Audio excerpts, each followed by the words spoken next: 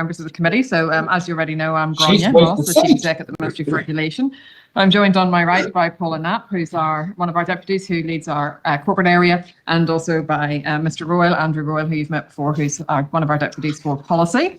And just behind me, I think, there's Paul there. Do you want to wave, Paul? Paul's the final member of the deputies, and he leads all the reviews and system capability. I would like to just do a couple of opening statements. I'll keep it quick because I know you'll want to get to questions.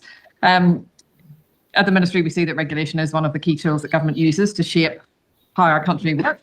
I mean, it affects nearly every part of our daily life, from how we travelled here today to how businesses operate, to the safety of our food and the strength of our trade. And when it's done well, it builds trust and confidence, and it helps the people and businesses get on and do what they do best. But when it's outdated or unnecessary, it slows things down, increases cost, and holds back growth. So in our first year, we have made real progress. We've reviewed the early childhood education sector, made 15 recommendations to Cabinet, all were accepted. The changes there simplify rules, reduce duplication, and importantly, let children spend more time with their teachers. In agriculture and horticulture, our changes are expected to unlock 272 million in benefits over 20 years by speeding up product approvals.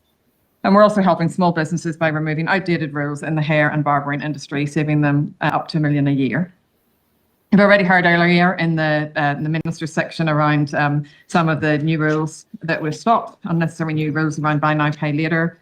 One that he didn't mention was we're helping bring medical conferences back to New Zealand by fixing the advertising rules, unlocking up to $90 million worth of future revenue. And actually, one I'm particularly proud of is we worked with the Ministry of Justice to raise the thresholds for carers who look after the financial affairs of their loved ones, so that they can actually focus on caring for their loved ones and do less paperwork.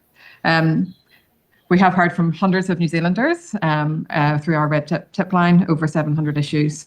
So look, our work is making a difference. And looking ahead, our focus is clear. We need to continue to do work to ensure that New Zealand's regulation is modern, practical, and people-focused. And we'll continue in areas like reviews such as telecommunications. We'll look at sectors with strong potential for growth.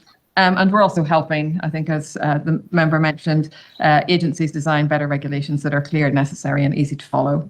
So today, we look forward to talking with you in more detail about the work of our small team. Leading the ministry has been a real privilege. I'm very proud of our team. They're smart, hardworking, and politically neutral professionals who care deeply about making regulation better for everyone and lives better for New Zealanders. In our first year, we've answered over 1,000 Official Information Act requests and written parliamentary questions from members of this committee and Parliament. We've been open and transparent about our work, and we very much look forward to your questions today. Oh, very good. Thank you, Mr. Ross. Now we'll go to Duncan. I want to dig into the sector reviews first.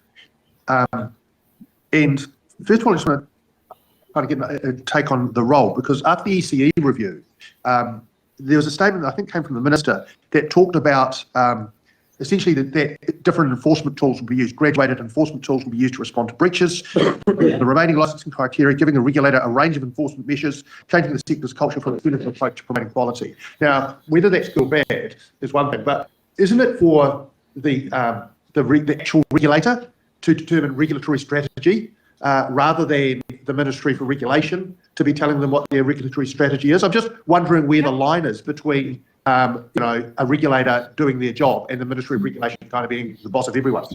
So look, I think that's actually a very good question. So what we are is we are an independent government agency. So and actually, I think a member over here, I think Mr. Arbuckle asked about the Productivity Commission. And if we look at how the Productivity Commission worked, it did these incredibly robust reports. What we are aiming to do is incredibly robust reports as well, but what we're doing is walking alongside the parties and being open about our findings during the reports, findings from regulated parties, findings in that case in ECE from carers, from whānau, from parents, and from teachers. So what we do as we're going through our reviews, we share all of the information that we're collecting. We have a number of workshops and sessions with regulated parties, with regulators, and we test what might be good strategies. We also look at international best practice, and what we would say is that a number of regulators that we've worked with have welcomed our view and how they can improve. So that's all advisory, I guess, but it might be just the Minister kind of trying to claim wins, but I would have thought it's for the other minister to say, here's the regulatory strategy we're going to adopt. I think what we have done, because we have been the leaders in the field of regulation, and we've been able to look at how regulators can improve, and we have provided that advice, but we've provided that advice through recommendations and evidence-based advice. Then what has happened when the reports have been finalised, they have gone to Cabinet.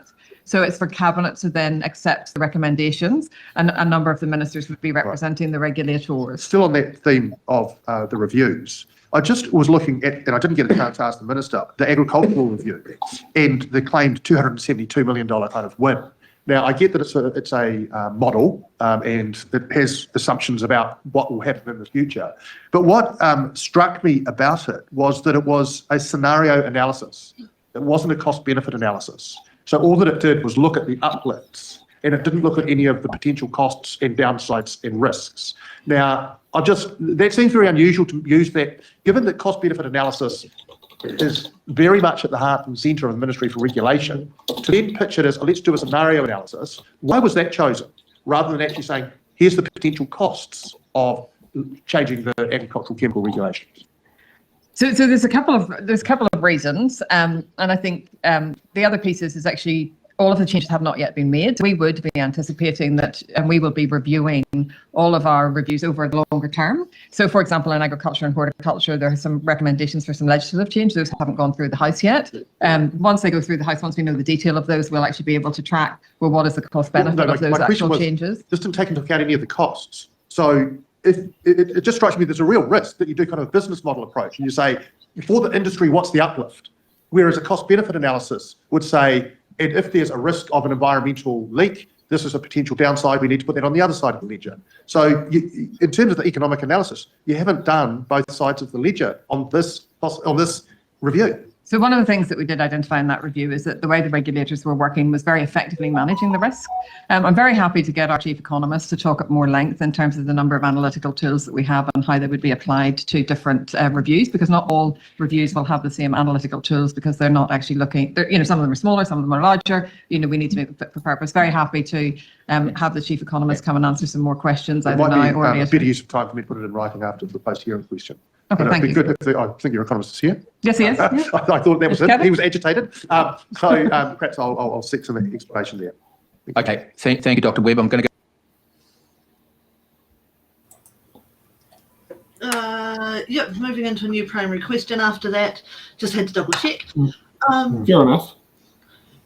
I thought it was interesting that Duncan there was sort of fishing to find out who sets the agenda of the ministry, whether the ministry itself is setting its agenda or whether it's the minister setting the agenda.